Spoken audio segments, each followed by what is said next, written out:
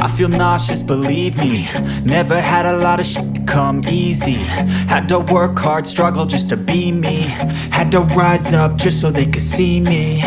Did what I had to do just to feed me. And what was left over I put towards my dreaming. But the only thing in life that has meaning are the things you gotta work for, believe me. Take into your hands a plan, your own hands can land your own brand. And damn, I feel like no one takes accountability. They want the credibility, convincingly unwilling to. Welcome back everyone to the podcast. I am joined here by an international guest today, Charlie Johnson. Welcome, mate. Thank you very much. Pleasure. From early sunny morning in Dubai. Yeah, man, it's an incredible view. So tell us about that. Let's straight away into that. Where were you originally from and what brought you to Dubai? So originally I'm from Surrey in the UK, very grey and rainy. It's a nice place, but not particularly motivational. So I moved out here about a year ago.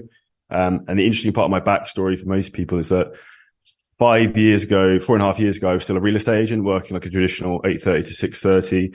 I managed to skate the rat race hustle of that, like taking a lot of inspiration from people like Gary Vaynerchuk, Grant Cardone in terms of like set your side business. And when that gets big enough, then sacking off your 9 to 5, which is an incredible experience. And then long story short, we scaled our fitness business, CG Coaching, to multiple 7 figures a year. We've now set up a mastermind called 7 Figure Scaling Systems as well. And then last January, I moved out here to Dubai, which for me is, it's been incredible because like the two biggest things that determine your success in life, I don't know if you agree, Reese, but it's like your partner, because you spend most of your time with them. And the second thing is like your environment and where you're around. And for me, like every day I wake up and look over Dubai Marina, like there's wealth everywhere, abundance, and it creates that abundance mindset. And also there's tons of other entrepreneurs here who are like-minded and very driven. So coming from like a small place in the UK where people were small-minded, that had limiting beliefs. And now those limiting beliefs have been smashed every day when you see like £5 million car drive around and stupid stuff. Yeah, well, I think like we were just touching on that before we were starting rolling. Like it's one of those things you don't really know it's possible until you see it, until you can actually grasp it and like have it tangible, something that's there. And I think like in our industry, man, it's not very often that we see people get that tangible amount of success. So I can definitely relate to, or at least understand and appreciate why moving somewhere like that would definitely help. Yeah, it's just opens your eyes to what's possible. And there's also always that constant inspiration around, because sometimes when you're stuck in your environment, I think it's very easy to become stale and also be like big fish, small pond. So you can get that in a business aspect in terms of like you're the most successful person in your area, your county, country, whatever, in terms of your field. But then you come somewhere like Dubai and it's like you're nothing. Like in my car park in my building, there's like Bugattis and stuff like that. And I'm like, I've got a lot of work to do still. And it's that you realize there's like levels to the game with everything. And I think that makes you more humble overall, I think. Of course, man. I think there's lessons to be learned in all levels of that and all aspects. Do you think you were always someone that like saw success to be something that you were either entitled to, deserved, or that you would have? I always knew this is a funny story. I don't think I've ever said this. I remember being like 15 and putting on my dad's suits and like running around the house, like wanting to be like a business person. I think my mum caught me. It was quite embarrassing. But when I was younger, I always wanted to have my own business and do my own thing. And interestingly, when I went into real estate when I was like 21, 22, I felt like I'd failed because I didn't go to university. And then I thought it almost ruined my life at one point in that, because I had friends coming out and then they were then getting quote unquote good jobs. And I felt bad in that respect. And I remember at the time setting myself a goal of, okay, by the time I'm 30 years old, I want to earn £100,000 a year. And then I far surpassed that pretty easily. But it's interesting in terms of like the perspective you have in your brain at that like time, and how, like, for example, coming here then changes your beliefs in terms of your goals and like what you really want to achieve. And I think for me, I always wanted to be successful, but I'm naturally very introverted. So I wouldn't outwardly say that because I was embarrassed. Instead, people would say, you can't do this, you can't do that. And I think that's almost somewhat British culture. I think Australia is less like that. I think America is like the polar opposite, where like in the US, which is why I love it over there, so people love, they'd rather you tried something and you failed than you never tried at all. Whereas in the UK, everyone's like, oh, stay in your like steady 9 to 5 job, if that makes sense. Play safe. Yeah, I think that's very much like that here in Australia as well. Like we're very, it's vastly accepted that we have something called tall poppy syndrome, where everyone can just like never accept your success and just always shut you down. Like, oh, but it's only because of luck, or only this. And always there's a bit of jealousy in play as well. But I think like, I would like to just kind of touch on and give a little bit more of a limelight to what you said there. If you very easily surpass that $100,000 pound a year, and you're in your first 6 years of business still, and now we're talking $100,000 a year has gone to, okay, now that looks like a normal couple of weeks Let's talk about the contrast between those two, like of where your mindset was and what you thought was possible to now where you want to go. This is actually a really interesting topic, and it's never something I really thought would become a problem. And not a problem, it's a good problem. It's like first world problems, right? Of course. But like, it's just, you're laughing because you know it's real. Yeah. It's the same when you do your, I remember doing my first like 10K month, and at times working my full-time job, and I paid for a holiday for me and my partner to go to Dubai. And I was like, this is the best thing ever. And then I remember doing my first 50K month, my head fell off. And then I remember the first time I did 250K, I was like, literally, I almost felt a bit lost in terms of like, what the fuck am I, like, what am I doing? Like just almost confused. And I think in some respects, I still get to that now where it's almost, you almost lose like relativity to normal life and normal people, because suddenly you have the ability to pretty much do whatever you want, whenever you want. And then it's almost more confusing because in some respects, you're like, okay, I don't really need to work. I can just, if I wanted to, go and sit on the beach all day and just work out or do whatever. But that's when you know, like, you're really true to your values. Like, I went for dinner actually with one of my business clients on Saturday, and he said, like, what drives you? Why are you so aggressive with like scaling everything? And two things I thought was like, well, a couple of things. One, like, I have a massive fear of failure, and like, I'm more motivated by the stick than the carrot, if that makes sense, because I just don't want to go back, because I remember like what the 9 to 5 was like. So, like, so bad that on like my Trello board where I have like my goals and everything mapped out, I have like a picture of a suit and tie, remembering me like, just don't screw this up. Like, you can go back if this goes wrong. And the other thing is, I think it's almost like, for me, this is a game. Like, I love the game, and it's all about constantly learning and building new stuff. And I don't know any other way other than to keep trying to grow, because that's all I've done. So for me, it's like, how can I unlock the next potential and growth to get to the next level? And for me, it's just fun. Like, I see business as fun. And when you get to that point with like training your clients or building a business, that's when you become successful, because you're not doing it for money. You're doing it because you have a huge passion for it. And that's when you will put your full like energy and like mental capacity into learning your skill and like becoming a master of your craft, and then get to the next level. Yeah. Do you think there's like any points now that you still have that, not so much fear of failure, but almost that imposter syndrome that like you weren't meant for this? Yeah, sometimes when something bad happens, sometimes you're like, do I really need this? And then, because like, stuff always goes wrong in business, right? Of course. I'll try not to swear. No, man, you can, that's fine. your shit always goes wrong in business, and you always know like there's always going to be a problem, and the bigger the business gets, the more problems you have, and it just becomes, you have a life of problems sometimes. But for me, I think I still have that imposter syndrome, and also something interesting, I also have a lot of comparison syndrome sometimes. So like, people will look up to me and then feel bad about that they're not where I am. But then I look at maybe not people in fitness, but people in other industries, and think, oh shit, I've done like nothing. Like, I need to push harder. I need to push harder. But I think that's a good tool to motivate you, but it's also something you need to control yourself. And I think one of the biggest things I've done with that is just trying to spend time on my own thoughts. And it's not something I ever thought I would do, but I'd spend like 10, 15 minutes listening to like motivational, like meditation stuff when I first wake up outside the balcony. And it just allows me time to think about like, okay, what is it I want to do today? Why am I doing this? And just really get control, rather than what I have been in the past is just like an all action, relentless, like wrecking ball, like just nonstop. Which I think the bigger your business gets, the more you need to like slow down and get control and become like,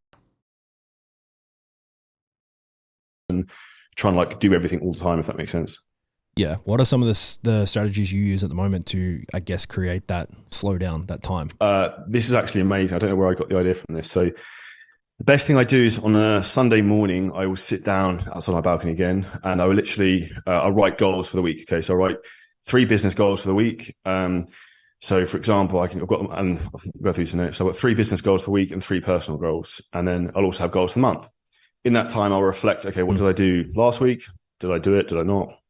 And these goals aren't like, I don't know, so like aren't necessarily like really basic goals in terms of like, oh, I need to post on Instagram, I need to make content. It has to be something specific that's going to really move the needle, not work on the business, not work in the business. So like, to give context, the 3 for the business for this week are hire business coaching, sales closer for a business mastermind, put some new processes to sell more tickets for our live event, which is in Dubai in February and 18th, if anyone wants to come. And then setting up our LinkedIn ad system. So they're very specific in terms of things that can take us moving forwards. But what allows me to do is when I'm in the middle of the week and I'm like, oh shit, I should go and do this. I'm like, no, just remember the 3 things you have to do. That other thing can then wait to next week. Because I think it's very easy as an entrepreneur to get red shiny object syndrome. You hear like one of your friends is doing something, like, oh, I need to do this. I need to do TikTok as well. And like, you Yeah. just get dragged around in circles, which creates issues. So I think that's a huge one. The second one for me is having a mentor. So I hired Craig Ballantyne in September, October, and it's pretty expensive, I'm not gonna lie, but he is known as world's most productive man, and he's helped me a lot in terms of almost being like a fatherly figure in my life, and also a lot of the time, like telling me to slow down and telling me what not to do rather than what to do, because I want to do everything, as we all do, and it's more like I just need to have singularity focus, and the more I focus, the more I scale. Yep. Yeah. I think like there's lessons there, like especially with that shiny object syndrome, where we get so many distractions, and like in a world where, you know, attention span is being pulled every direction, like you mentioned TikTok there, like I think it's the popular thing that everyone thinks that they need to be there. But if you're getting a really good, like a good cost of acquisition somewhere else, or you're getting good churn rate somewhere else and so on, like you don't need to. You need to focus down and double down on where you already have the audience. And that's something I've seen you do really, really well. Like it seems that Instagram's your platform of preference. Is that true? Yeah, it's like my baby. It's where I started. I'm very that and probably LinkedIn. So we do very well with LinkedIn because I'm quite well spoken for an English person, and I just come across quite well on that. But the big thing I think for me, which I would say Instagram is my baby and the original one because that's what I started with. I actually had my Instagram account disabled for a month in January last year. So if anyone talks about like the challenges of business and life, this was like the worst 3 days of my life. In context, might not be so bad to anyone else. Like it literally was like a year and a week ago. So day one, I got divorced on like the Wednesday. Thursday, I had to clear out all my shit and basically give away my house in the UK. And then Friday, 5 minutes before speaking on a podcast, my Instagram account got disabled. And I was like, this is fun. Like my personal life and business life was imploding at the same time. And I was like, that literally that analogy of like when it rains, it pours. And I can't remember, there was this saying I read at the time, and it was like, it's not about waiting for the storm to pass, it's learning to dance in the rain. And that's what I just kept thinking in my head. It was just like, got to keep the show going. But like everything happens to you for a reason, and that happened to me for a couple of different reasons. One, I was probably starting to get a bit not cocky, but I felt like I was walking on water, like everything I was doing just worked. And then secondly, it just reaffirmed to me in terms of like we had diversified very heavily across different platforms, because I always knew this day could come. I didn't want to have like my entire business in like Mark Zuckerberg's hands. So we already had 2 Instagram accounts. We also had LinkedIn, which we did really well on. And we had a couple other things we did. So I worked out the math to know, okay, financially, we're still going to make profit even without that. So it's like, the world's not going to end. So for me, I think that's a key thing in terms of focusing on like diversifying, but also identifying the low hanging fruit. So like there's a really good exercise called, I think it's not called a mind map, but something like that, where basically I did it the other week where say you write your goal as a question. So I say for my goal for our mastermind is get to 100 mastermind members. So I'll write that as a question.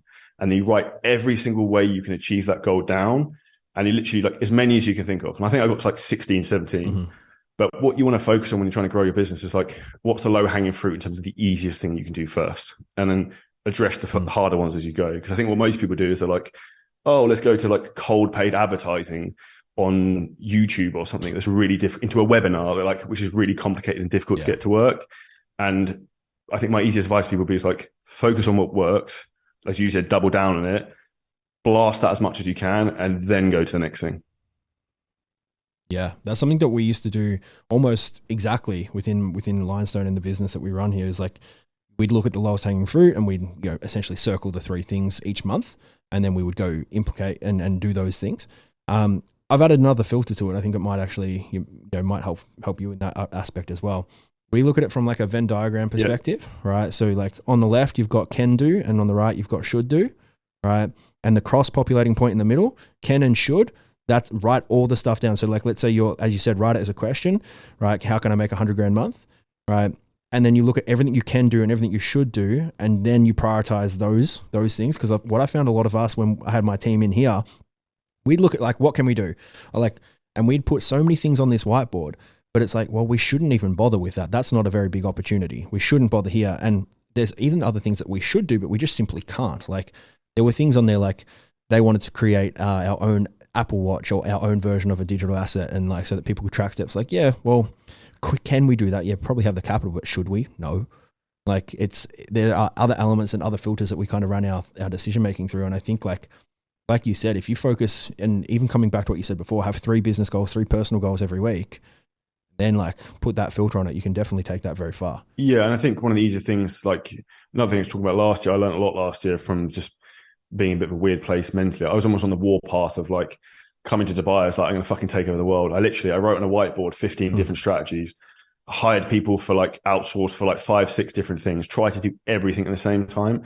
And it was probably the biggest royal cock up I've ever made and cost me a load of money because like you can't do everything at one time. And also I was trying to do more complicated stuff before I really needed to. And now I really realize that inherently I'm actually quite a lazy person. So I look for the most efficient process now in terms of like, what's the easiest way I can get from point A to point B, and then just do that. Yep. Yeah. Let's, if you don't mind, man, run it back to like when you were first building this business and, you know, the more so the coaching side. What was the skeleton that really got you to get some meat on the bones, to get some high-end profits, to get, you know, the $500,000 months? First thing from our side in terms of scaling it pretty heavily was focusing on higher price points. Now, I sound like I'm slagging off the UK, but within British culture, we have a real fear about charging a lot for money, and there couldn't be anything further from the truth. And like, the more you charge, the more you make, and also the more profit you make. So say, for example, let's say hypothetically your coaching program was £200 and you had a team of coaches for you and you were paying them £100 to coach someone a month, for example. So you got 50% profit margin on that. If you take your coaching program from 200 to 250, that extra £50 is pure profit, goes straight to the bottom line. It costs you absolutely nothing extra. And this is where people go wrong. And I think it's a bit of a European mentality in terms of a race to the bottom of who can undercut each other. Whereas like mine's been like, I don't know if anyone's read the book Blue Ocean Strategy. It's like, fuck this, I'm going to go to the top and just charge as much as possible because I back our service and what we do. And also people perceive value and price. Like if something's really cheap, they'll be like, why is this, like, it's probably not that good. Whereas if someone's got money and the price is a lot, they're almost like intrigued in terms of like, this must be good because it's quite expensive. It's like you go to like a fancy restaurant and you've got like the tiniest piece of steak in the world that's like $200. Like your perception is that it has to be good because of the price. And it's almost the same as coaching. So I say the easiest thing for most people is to try and push the pricing up. And also I'd say in terms of demographic of people you're trying to target, like realistically, I used to like training younger guys, early 20s, because they do whatever you say, they just want to get shredded for summer. Easy, great transformations. The reality is they're not going to pay you thousands of dollars for a coaching program for your time. So that's when you need to identify as like, what is the big thing you want to do with your business? One of the things we did to scale very quickly at the start, which was, if I was to do it again, I would do it the other way around. I really pushed my business when it took off with a low ticket program. So we still have the program, people can still buy it, called Shreddinate. I mean, like 1,000 people in these like 8-week challenges, and we were just churning out transformations and results and results and results. But the problem was like, it was a lot of work, a lot of headaches, a lot of things would go wrong just because the volume involved. Like with complexity, with scale comes complexity. And then the real payday for me, and I noticed this, was like, we had a guy sign up. The 8-week challenge was like £150, so it's like $200. And we had a guy who bought that twice, and then I sold him for a coaching program for £9,000. And I was like, why are we coaching 1,000 people on these 8-week programs, and we can just get one person to pay the equivalent of like 400 of them? So I was like, this is the way we need to go. And that big pivot just changed everything. Was that from what was like the time constraint to that for that $9,000 package? It's a year. And it's pounds. So that's like 12,000 US or something. It's like, and the next thing that really came with our business scaling was like, I was selling all these people on the phone. So at the point I like almost wanted to throw myself into the field next to my house because I was taking so many sales calls, like 30 a week. And it gets to the point where you like don't want to book any more in because I can't deal with any more. I set up a sales call center in Mexico. So we have a team over there who take all of our fitness consultations. They take them for other fitness coaches. And this is the easiest way to like remove bottlenecks, because the way I look at business is like, you've got 3 points to the wheels. You've got lead gen, sales, and fulfillment.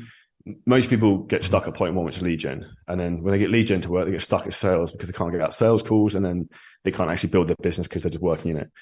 So as soon as you can unlock the sales, you've then basically got unlimited potential to grow, because you just then need to focus on lead gen again, manage and build the sales team, which is easier said than done, and then focus on fulfillment. Yep. And then once you have that cash flow, you can start to reinvest into the company, into the fulfillment, make the systems better. It's the compound effect of like the multiplier then, because you can just start like you can just start leveraging other people's time with your money to then scale fast. Mm-hmm. Yeah. So what point did you find that you needed to start outsourcing some of these things? Like what was the tipping point? I did this way too late. So like, again, this is where I talk from when I was doing this, I was like, oh man, there wasn't as much advice and knowledge around or as easily available. Like I didn't know anyone I could go to necessarily straight away to pay to help me who'd done this before. So the first person I hired was a content creator, because my big thing was like, talked about Gary Vee, Grant Cardone, inspiration is like omnipresence, just be fucking everywhere at all times. If they don't know you, they can't buy from you, right? So it's like, that's an easy way to think about it. So that's the first thing I did. I had maybe like 200 coaching clients, 220 at one point, and it was madness, like just me doing it. And ironically, on a plane on the way to Dubai, I actually hired my first coach, who's now our head coach, Jeremy. And that's when I started to realize, like, this is how a business works. It's like, I just employ people to do the work for me, manage and oversee it, and I get paid off of their work, basically. And then it just snowballed really from there, to be honest with you. And it's just identifying the right person at the right time to fill the right hole, to put, like, I like looking at a business like a jigsaw puzzle, and it's like putting the right piece in the right time to complete the puzzle. Whereas I think some people try and jump ahead and try and put on people too soon, or a lot of people, it's probably more of them, are too reluctant to invest when they need to. Mm-hmm. What got you? You said there's three levers that realistically that will make a business, is either the acquisition, the sales, or the fulfillment. What allowed you to get the volume of acquisition that you did? At the beginning was doing more than everyone else. So like I was posting, like, I don't know, I post like 7,000 times or something on Instagram. I have to have a look, something ludicrous like that. It's like I was posting 3 times a day on Instagram. I was doing at the time like Instagram lives every day. I do stories every day. Like anyone who knows me would say like the biggest thing about me is I'm relentless. So like I just don't stop. And because I enjoy it, because it's fun. It's for me, it's like, it's the game, and I'm inherently competitive. And I know that's not really very specific advice for anyone, but I think the biggest issue I see with people is they're inconsistent. They have one good month and then they get complacent, and then they go sit on the beach in Dubai for 2 weeks, and then their business falls back, and they're like, oh, I wonder what happened. I was like, And even like the clients I coach, or like even prospective like clients coming with us for business side of things, they're like, oh, it's really slow. And I look on their Instagram, like, you posted 3 times in 2 weeks. I was like, you've got no Instagram stories up. I'm like, do you know the last time we didn't post in a day? The only time we did was when my account was disabled, because we couldn't. And I think that's the reality. It's just consistency. And then when it comes to content and what you put out there, my favorite saying is like making something that's educational with utility. So you teach something someone can actually use and implement, and they're like, holy shit, this works. This is Charlie's free stuff. It's like, I wonder what the paid stuff's like. And that's the same thing we've been doing from the business side of stuff. It's like on the Instagram for 7-figure scaling systems, we just give away like value and like almost like internal guides of stuff, just to like give stuff for free, and that whole reciprocity thing that people will come back to us eventually. Yeah, man. I think that's something that, especially in our industry, there's so many people that are almost entitled to a point where, like, if they post X amount of times in a month, they quote unquote deserve more clients. And you've been now posting 5-6 years, and you've missed 3-4 days. What, a month was it? Yeah, I think our account was disabled for me like 3 weeks. Okay, so in the space of however many years, you've only missed a month, and that was through no choice of your own. And now that's where you're getting that compound effect. I think that's something that a lot of the listeners at home need to take into consideration, is that long tail of gratitude, and it does not come quick. And this is even the same thing with everything I do, like YouTube videos. We do YouTube. We've got like 29,000 subscribers. I filmed one yesterday. We don't really make much money from it. Same as podcasts. Our podcast does pretty well. So we've got a fitness one called The Shredded Show. We've got a business one we have to get you on, Reese, which is coming soon, called the Financially Jacked and Physically Stacked podcast. It's a bit of a different name. And like for me, the game is like, I'm looking long term. So I think macro, not micro. So I'm like, think 10 years ahead. It's like, for me, it's brand building. It's like the bigger your brand is, the more people who know you, the more people can come to you, the more people can buy you. So when you have a new offer, like when we started doing business coaching, a lot of trainers knew who I was. So it's been relatively easy for us to grow. But if I hadn't put in that groundwork over the last 3-4 years, doing podcasts with hundreds of people, doing 1,000 YouTube videos, like posting 7,000 times on Instagram, going to all these events, people wouldn't know who I am or what I've done. And that's where I think a lot of people, they give up too soon. Like they post one video on YouTube or they do one podcast and they get no downloads. And it's like, there's a saying, we've just hired a new coach, Corby, and like he said it the other day, like I'm going to rip it off of him. And it's like, you've got to suck before you can make a buck. Like you're going to be shit at the beginning. Like no one was great when they started. Like you become great with relentless hours and like being consistent with what you do. So don't expect to be like start at day 1 and be at level 10 already. Yeah. With that being said, then what do you think is more important, brand or the offer? Oh, that's a very good question. I can't say both, but I would say the brand is going to get them through the door. The offer is going to close them, if that makes sense. So it's like, Yep. like you've got lots of, say, for example, if you look at like quote unquote influencers, there's lots of those you can't make, respectfully English saying, haven't got a pot to piss in because they live off like brand deals and they don't really know how to run a business because they haven't got an offer, which is good. Yep. So the reality is, like, if your offer is really, really good, once you get people into it, you'll basically acquire clients from the clients you have.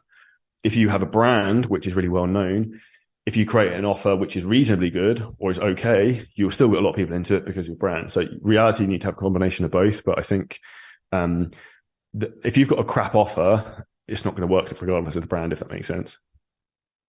Yeah, you're pushing the card up. Yeah, 100%. Like, you need a very, very good sales team to sell a shit offer. But even the problem you have that if you've got a shit offer and you're good at selling it is like the internal problems that then come with like payment disputes, people wanting refunds, like bad reviews, all that sort of stuff. It's just going to be a matter of course. It's just going to cause more stress and problems and damage your good brand on the long run.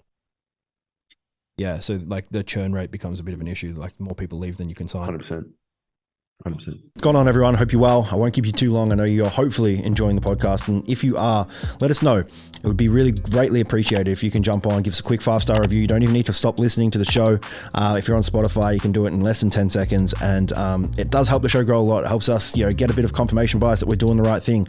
And just to say thank you, if you guys do that, we're going to be picking one person every month to guest spot on the podcast that has shared, liked, commented, subscribed, and interacted with what we do. Big thank you. Let's get back to it. What's something that you've done in that regard then, like to reduce churn and to increase that LTV over time as much as possible?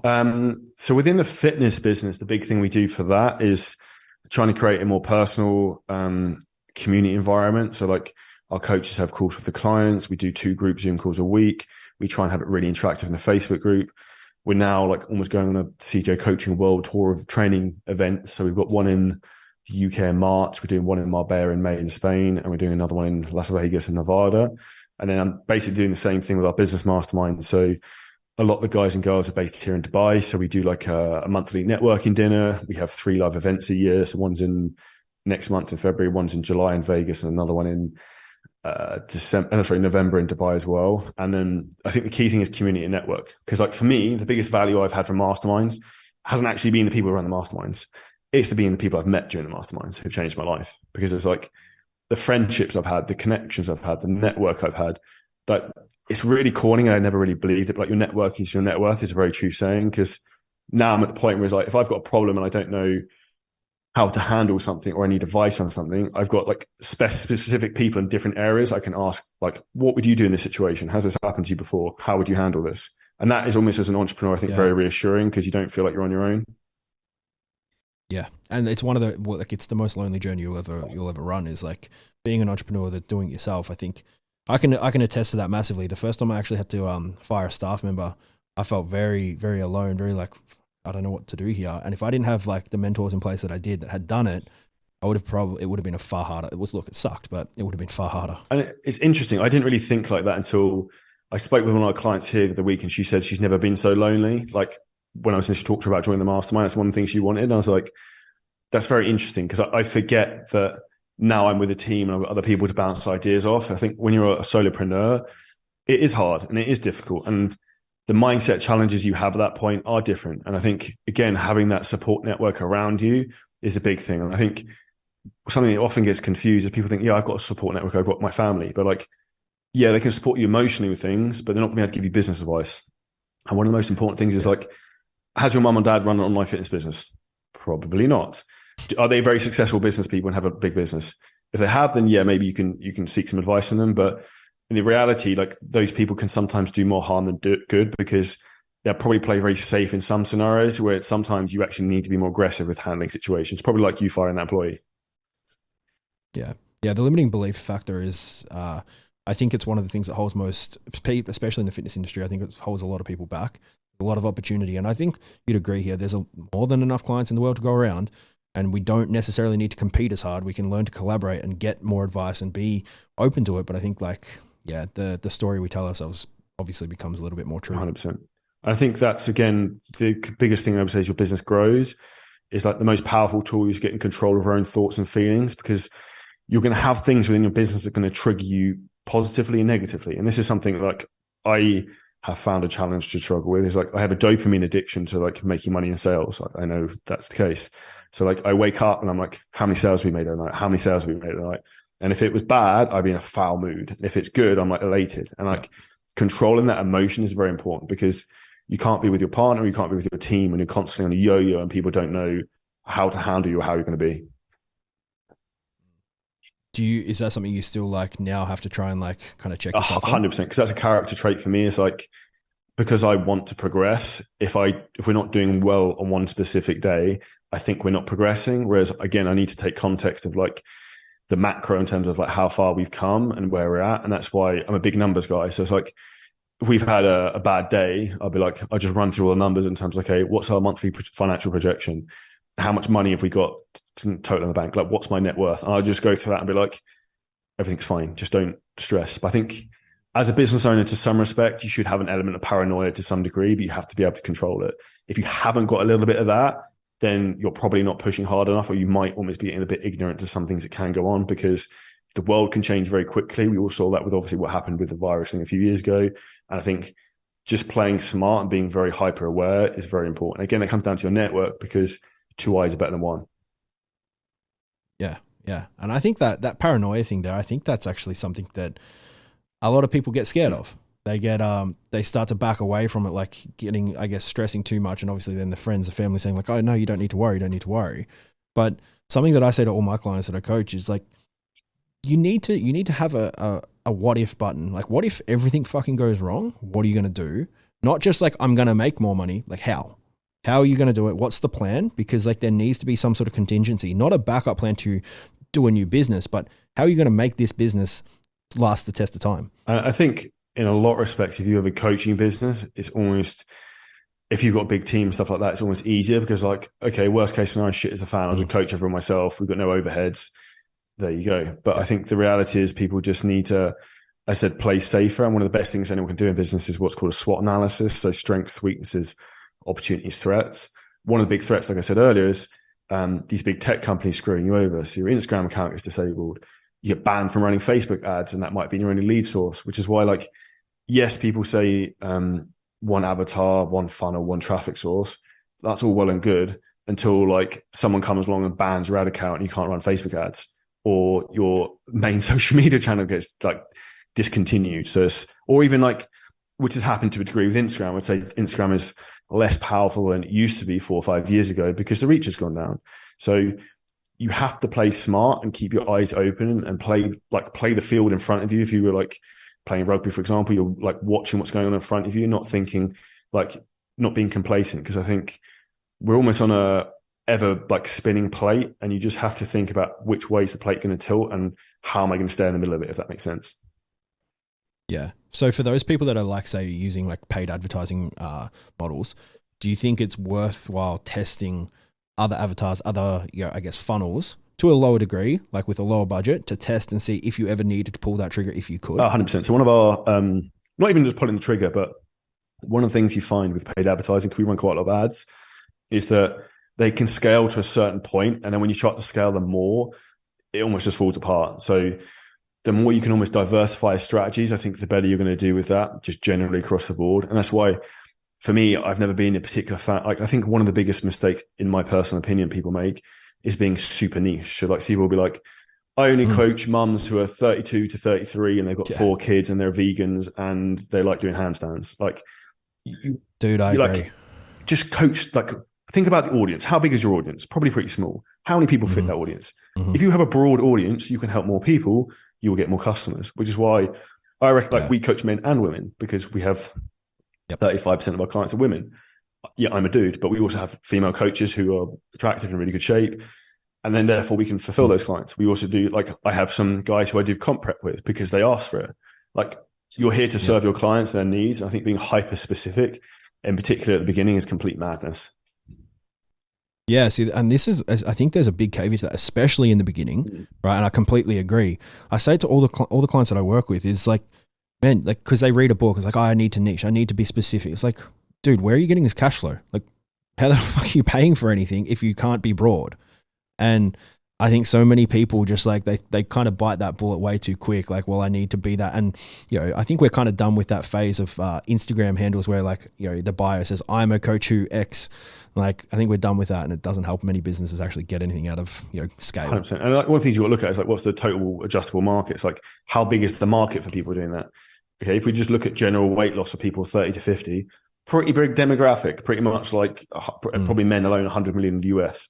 There's a big enough audience there, right? Yep. So it's like, whereas if you're being hyper specific in terms of I only help volleyball players over 30 who are women, like you're probably going to struggle.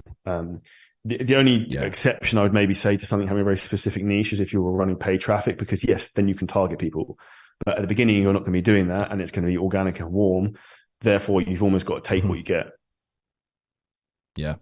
Well, how do you is there anything that you found over the time that you've been able to actually warm up an audience easier or faster? I would say, and this is probably, I actually would put my hand up and say it's something I've not done well recently because of Instagram algorithm, is talking more in your stories and put your personality across more. Because even I work with a supplement company here called Bionic, really, really good. They make custom supplements for your blood work. And I had a meeting with the CEO the other day, and he was like, everyone is shocked how nice you are and intelligent and articulate in person. But on social media, you come across as a bit of a dick, or from the outside, just the way you look and who you are and stuff. And I was like, that's fine. But he's like, it's good because it makes you stand out. But I think one of the ways to get your personality across is the way you speak and the way you talk, which is why I love podcasts, because people can see you're not just a jack dude who has abs and lives in a penthouse in Dubai. Like, you actually have something about you. And that's, for me, is the fitness industry is a dime a dozen with people in good shape, respectively. That doesn't really mean anything. What's going to set you apart from the others is your brain, your personality, who you are, how you can empower and help people, and then your ability to actually get results with the end client. Because there's loads of people who are in shape. There's loads of really bad trainers. So it's trying to think more about okay, how can I serve people? How can I make them feel good and make them relatable to me, and see that I'm not superhuman and my life's not perfect. I think more people buy into it, which is why I like long form podcasts, YouTube and stuff like that, because it's just great for warming people up to you. Yeah, it's such an easy way to use owned media. You can earn the respect of people, earn the trust. And also with this, you don't have to. You can say whatever you like, and you also don't have to worry about Instagram, someone taking your podcast down. Do you know what I mean? Yeah, exactly. It's yours. You can put it where you want, and you can repurpose it too. This is one of the things that I tell all my clients too. Repurposing content, shoot it once, cut it up 7 times, and put it in every avenue that you can, and become omnipresent, as you mentioned before.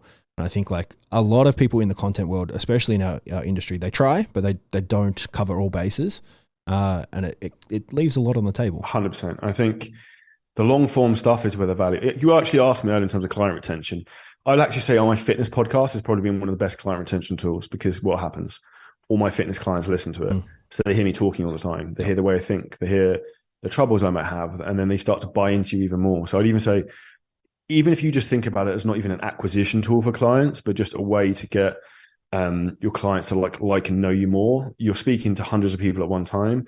And also what I love with podcasts and YouTube is, from day one, when you post it, it's only going to get more downloads and listens. This podcast we're doing right now is going to sit on the internet when we're both dead. And that's really morbid, but that's the reality of it, right? Someone will still be listening when we're no longer in the world, which I personally think is quite cool. And also, even if you think, say you've got kids, have you got kids, Reese?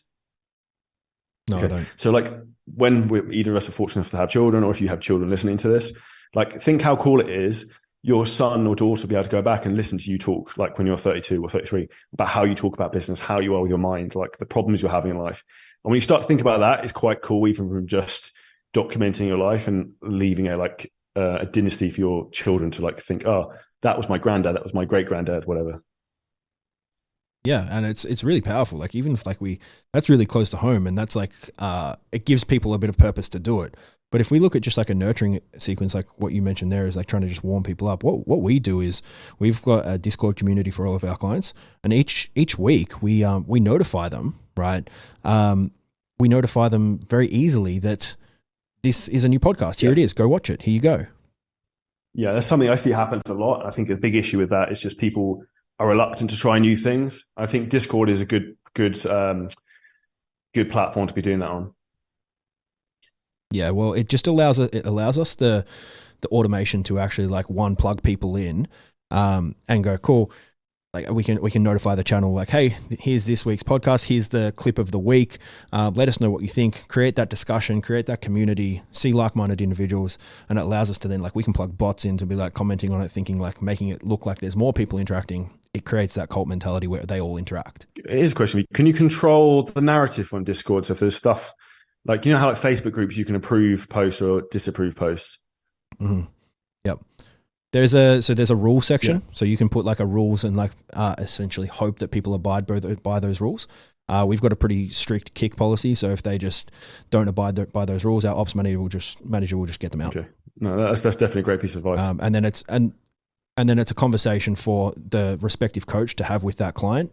Hey, you broke the rules. This is why he kicked you out. Like, you need to stop that, and we have that discussion. We're very open to have those hard conversations pretty easily.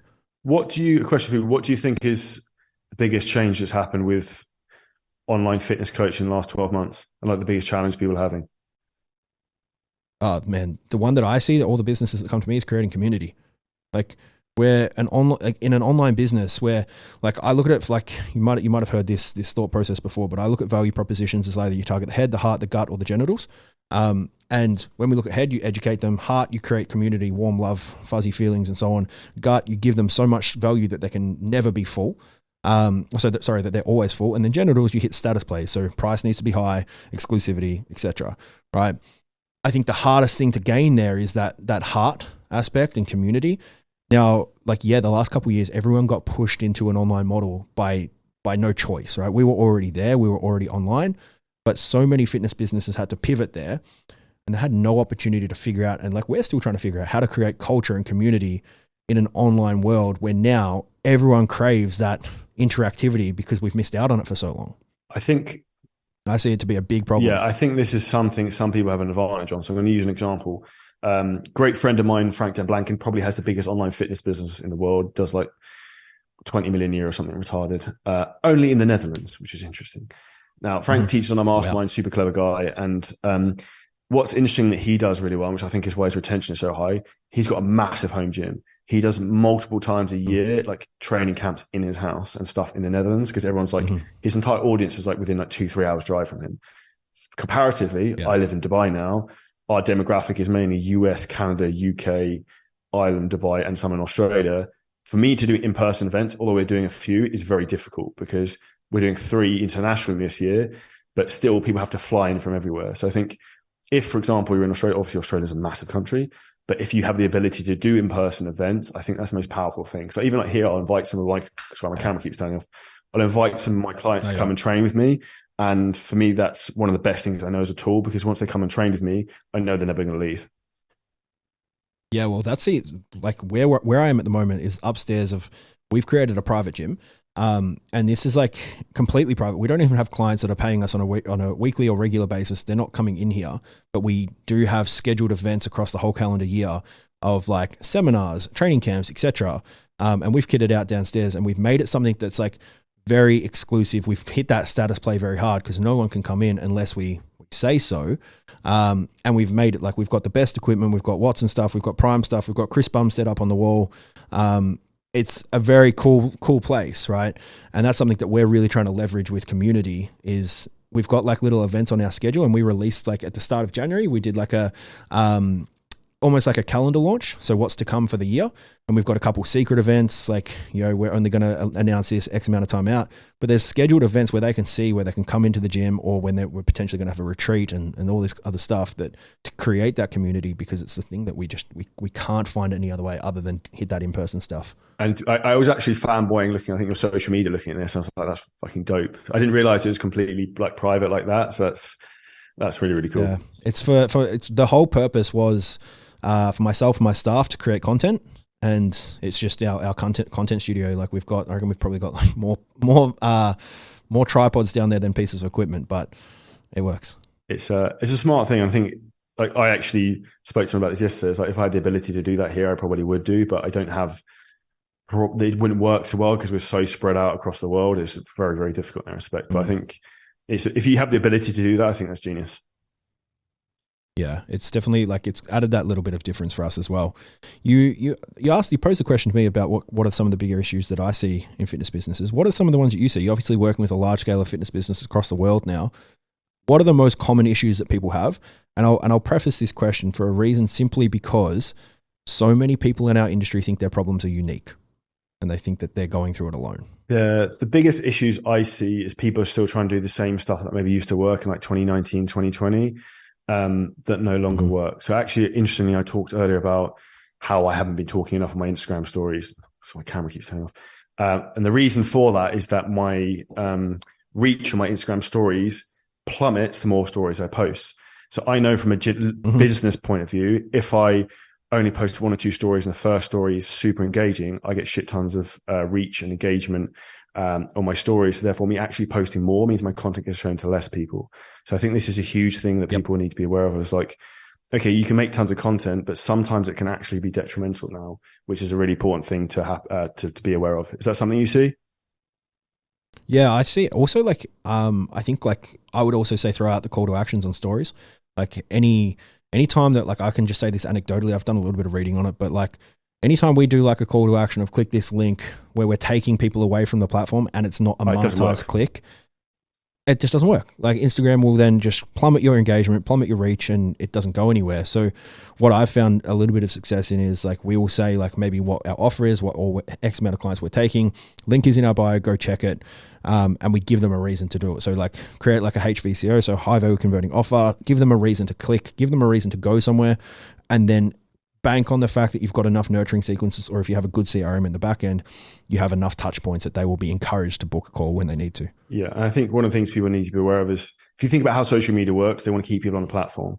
If you're posting URL links for your favorite supplement company or whatever, that's going to like completely slash your reach and mean less people are going to see your stuff, which is obviously going to be more detriment. So the best thing I suggest for people in terms of generating leads is get them to message into your inbox, and then you can send people leads from there as a very easy, links from there.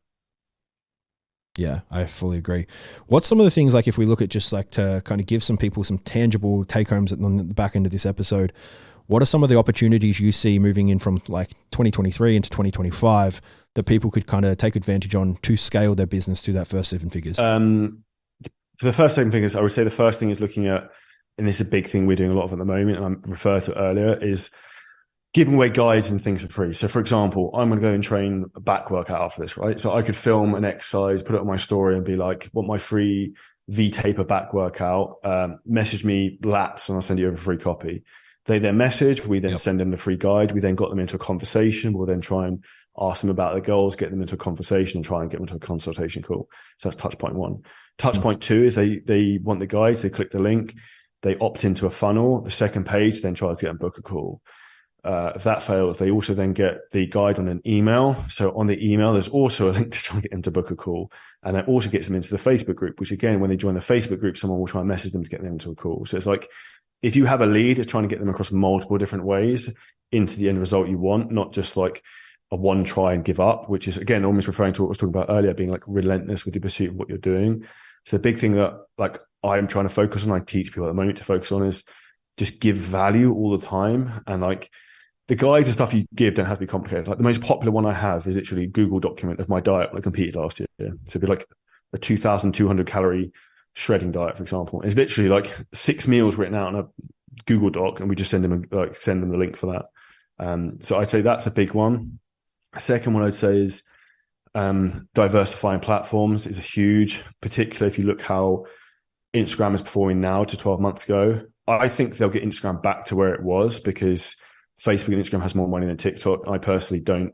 I just don't like TikTok. Even though we've got 125,000 followers, we use it, but I don't pay any attention there. We just post stuff.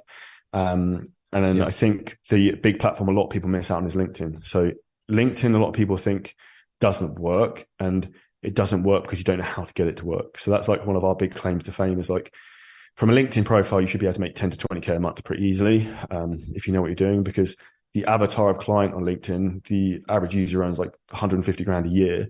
So the price objection isn't a problem. And if we look at the fastest way to scale your business is selling higher ticket items rather than mass volume. So if you go down that approach, that's a really easy way to scale. One of the key components we use, and I'd recommend people do. And again, we're creating that like diversity factor coming away from just the one lead flow source, which is a very dangerous game to play. Yep. Man, I think that sums it up very well. I'd like you to kind of wrap us up. Where can people find you? What what have you got going on in your world, and just give yourself a big plug, man. Because I thank you. I'm going to have to get you on our podcast, Reece. I really enjoyed it. Very You worthwhile. come to Dubai and we'll do a podcast in the studio. Absolutely. So we have a in-person event about scaling businesses in fitness, February 18th in Dubai. If anyone would like to come to that, drop me a message on my main Instagrams at Charlie Johnson Fitness, and I can send you over the details. We also have our business mastermind. So we share a lot of short form business tips on that, a bit like Alex Hormozy, but specific to fitness, called 7-Figure Scaling Systems with 7 in letters. We've also got our own podcast, The Shredded Show, which is more fitness based. And we're about to launch the Financially Jacked and Physically Stacked podcast, which is literally going to be very similar to Reece's in terms of like me just talking about business tips, mindset, and what it takes to grow your business to the next level. And basically the things that I'm learning every day, every week, and then just sharing that to the world, place to document it. So check us out there, guys. Also on LinkedIn as well. Probably any platform you can think of. You type Charlie Johnson Fitness, will come up, YouTube, TikTok. But yeah. Awesome, man. Thank you for your time. We'll throw all of your details in the show notes below, and we'll chuck them all over the screen as well. But I appreciate your time, bro. And this has been a very good chat. Awesome, legend. Thank you very much. No worries, man. It's only worth it if you work for it. It's only worth it if you work for it. I won't stop till they hear me now. I won't stop till I wear the crown.